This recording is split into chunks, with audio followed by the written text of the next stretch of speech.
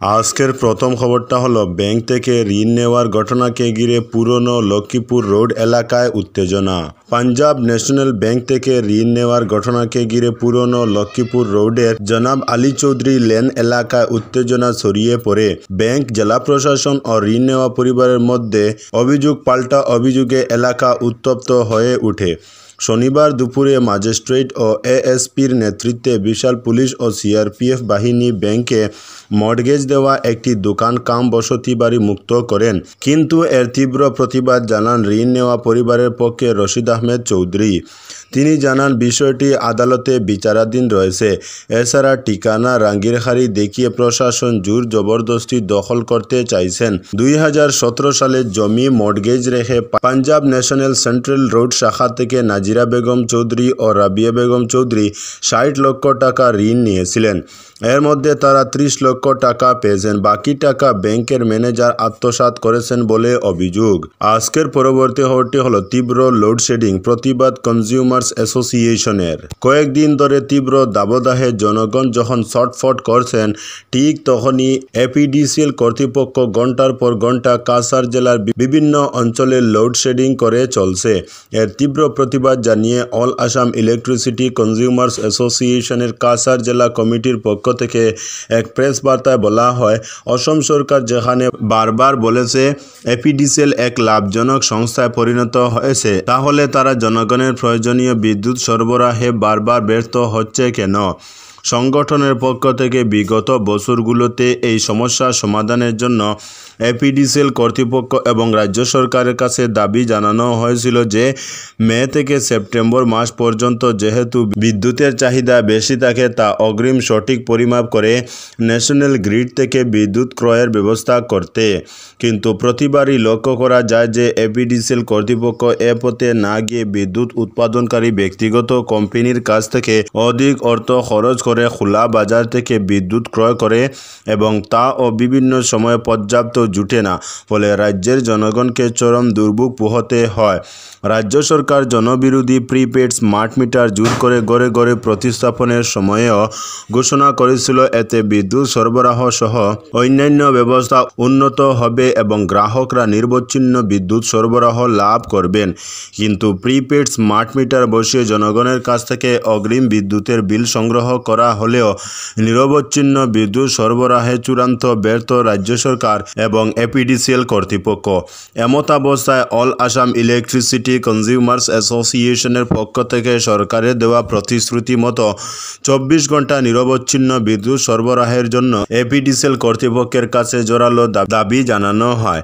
পাশাপাশি বিদ্যুৎ গ্রাহকদের দাবিতে সোচ্চার হতেও আহ্বান জানানো হয়। আজকের পরবর্তী খবরটি হলো কাছাড় পুলিশে ব্যাপক রদবদল, বদলি 13 জন। ব্যাপক রদবদল করা হলো কাছাড় পুলিশে। বদলি করা হয়েছে 13 জনকে। এর মধ্যে 11 জন সাব ইন্সপেক্টর এবং 2 জন অ্যাসিস্ট্যান্ট সাব ইন্সপেক্টর। জেলার senior police superintendent Numal Mahato এই রদবদল সম্পর্কিত নির্দেশ জারি করেছেন। বদলি হওয়া আধিকারিকদের মধ্যে রাঙ্গিরখাড়ি পুলিশ ফাঁড়ির ইনচার্জ অচ্যুত কৃষ্ণ ফুকনকে করা হয়েছে তারাপুর পুলিশ ফাঁড়ির ইনচার্জ। তারাপুর ফাঁড়ির ইনচার্জ রাজু দেব হয়েছেন লক্ষ্মীপুর থানার অটাচ অফিসার। লক্ষ্মীপুর থানা থেকে একইভাবে শিলচর সদর থানা বদলি করা হয়েছে মনীষা দাসকে। Silchar national highway police petrol পোস্টের ইনচার্জ কপিল দেবনাথকে করা হয়েছে রংপুর পেট্রোল পোস্টের ইনচার্জ। শিলচর সদর থানা থেকে মজিবুল ইসলামকে বদলি করা হয়েছে জয়পুর থানায়। রংপুর পুলিশ পেট্রোল পোস্টের ইনচার্জ দীপঙ্কর দাসকে করা হয়েছে কুম্বির গ্রাম এসওপির ইনচার্জ। পুলিশ রিজার্ভ থেকে রাজু রঞ্জন দেকে বদলি করা হয়েছে রাঙ্গিরখাড়ি পুলিশ ফাঁড়ির ইনচার্জ হিসাবে। পুলিশ রিজার্ভে থাকা অন্যজন উত্তম নাথ বদলি হয়েছেন তারাপুর পুলিশ ফাঁড়িতে। দলাই থানা থেকে ধর্মেশ্বর ডেকা বদলি হয়েছেন দুয়ারবন থানায়। কুম্বির গ্রাম এসওপির ইনচার্জ নয়নমণি বড়ুয়াকে বদলি করা হয়েছে শিলচর সদর থানায়। মালুগ্রাম পুলিশ ফাঁড়ি থেকে লক্ষ্যজ্যোতি গগৈকে বদলি করা হয়েছে ন্যাশনাল হাইওয়ে পেট্রোল পোস্টের ইনচার্জ হিসাবে। বদলিপ্রাপ্ত এই 11 জন হলেন সাব ইন্সপেক্টর স্তরের আধিকারিক। 2 জন অ্যাসিস্ট্যান্ট সাব ইন্সপেক্টর হলেন হুসেন আহমেদ লস্কর ও প্রশান্ত সিনহা। হুসেন আহমেদকে রংপুর পুলিশ পেট্রোল পোস্ট থেকে বদলি করা হয়েছে বাঙ্গারপাড় ফাঁড়িতে। প্রশান্ত সিনহাকে রাঙ্গিরখাড়ি ফাঁড়ি থেকে মালুগ্রাম ফাঁড়িতে। আজকের পরবর্তী খবরটি হলো লুয়াইরফুয়ার সেতুর সংস্কার শুরু হচ্ছে হচ্ছে 16 জুন থেকে বিকল্প রাস্তার নির্দেশনা। শ্রীভূমি তথা করিমগঞ্জ জেলাসহ বরাক উপত্যকার সঙ্গে যোগাযোগ রক্ষাকারী গুরুত্বপূর্ণ পাতারকান্দি বিধানসভা কেন্দ্রের অন্তর্গত লোয়ারফুয়া কানমুন সড়কের উপর অবস্থিত লোয়ারফুয়ার লঙ্গাই নদীর উপর থাকা গুরুত্বপূর্ণ পাকা সেতুটি আগামী 16 জুন থেকে মেরামতের জন্য বন্ধ হয়ে যাচ্ছে। সংশ্লিষ্ট বিভাগের পক্ষ থেকে ইতিমধ্যে সকল প্রস্তুতি সম্পন্ন হয়েছে এবং দায়িত্বপ্রাপ্ত ঠিকাদার সংস্থা নির্ধারিত সময় অনুযায়ী সোমবার থেকে কাজ শুরু করবে। এই সেতুটি বন্ধ থাকায় লোয়ারফুয়া কানমুন সড়ক দিয়ে সব ধরনের যানবাহন চলাচল সম্পূর্ণভাবে বন্ধ থাকবে।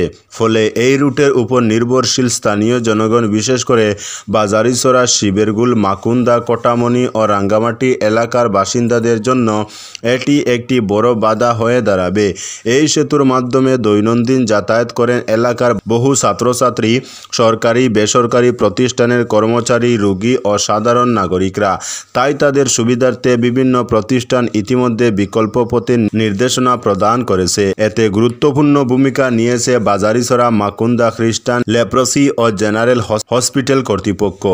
লোয়ারফুয়া সেতু বন্ধ থাকায় সবচেয়ে বেশি প্রভাব পড়তে চলেছে মাকুন্দা খ্রিস্টান লেপ্রসি অ্যান্ড জেনারেল হসপিটালের উপরে।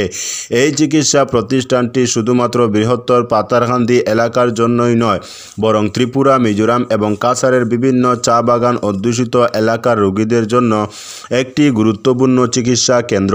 প্রতিদিন শত শত রোগী দূর দূরান্ত থেকে চিকিৎসার উদ্দেশ্যে এই হাসপাতালে আসেন। আজকের পরবর্তী খবরটি হলো, জন্মভূমিতে পা রাখতে সংবর্ধনার জোয়ারে ভাসলেন সাংসদ কনাদ। সাংসদ কনাদ পুরকায়স্থ জন্মভূমিতে পা রাখতে সংবর্ধনার জোয়ারে ভাসলেন। রাজ্যসভার সদস্য নির্বাচিত হওয়ার পর শনিবার প্রথমবারের মতো শিলচর পৌঁছলেন প্রাক্তন কেন্দ্রীয় মন্ত্রী তথা উত্তর পূর্বের বিজেপির পিতামহ কবীন্দ্র পুরকায়স্থের তনয় কনাদ পুরকায়স্থ। শিলচরে কুম্ভীরগ্রাম বিমানবন্দরে পৌঁছলে দলীয় কর্মী সমর্থকদের উষ্ণ সংবর্ধনা ও অভিনন্দনে ভাসলেন কনাদ।